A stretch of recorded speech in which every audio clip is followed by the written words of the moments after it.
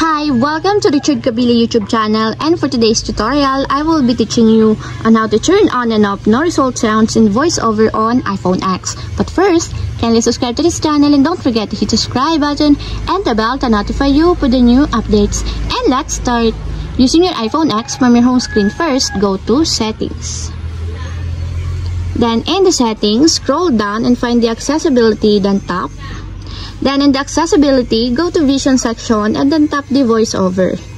Then in the voiceover, scroll down and tap the audio. Then after that, in the audio, tap the sound and haptics. Then in the sound and haptics, scroll down again and go to voiceover feedback section and then tap the no results. Then in the no result, find the sound, and as you will see, there's a switch button located on the side of it. Then all you have to do is just tap it to enable until it becomes green. And if you want to disable or turn off, just tap again the switch button, just like this.